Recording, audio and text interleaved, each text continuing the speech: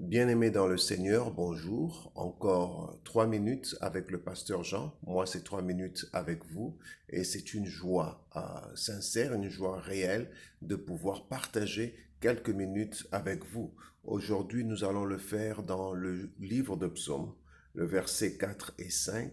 Et certaines Bibles, ce sera Psaume 3 et 4. Je lis au nom du Seigneur. Quand je contemple les cieux, ouvrage de tes mains, la lune et les étoiles que tu as créées. Qu'est-ce que l'homme pour que tu te souviennes de lui? Et le Fils de l'homme pour que tu prennes garde à lui. Le psalmiste se dit, il y a tant de choses merveilleuses que tu as faites, des choses extraordinaires et grandes. Mais qu'est-ce que l'homme qui est si petit, qui est si frêle, qui est si fragile, pour que tu prennes garde à lui?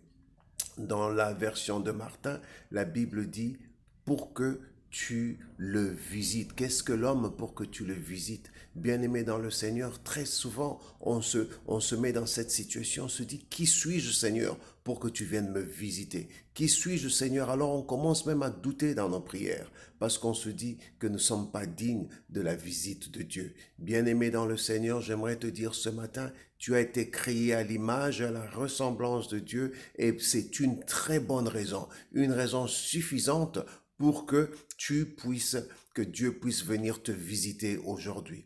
Dans la version de Darby, la Bible dit, qu'est-ce que l'homme pour que tu le couronnes de gloire? Alors tu peux te dire, mais je ne mérite pas les choses qui m'arrivent, je ne mérite même pas les choses que je désire dans mon cœur. Alors tu te décourages dans la prière, tu ne demandes plus les choses que tu penses qui devraient être tiennes parce que tu ne vois pas l'importance qui est en toi.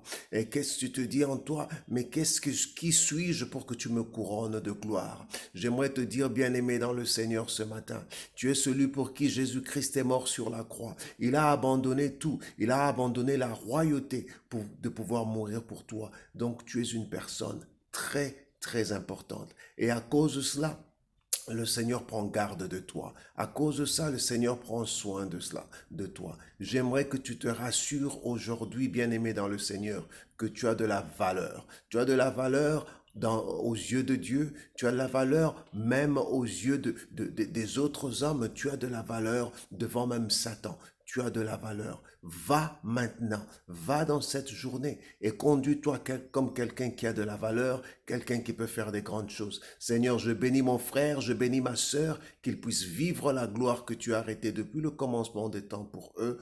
Au nom de Jésus, j'ai prié. Amen.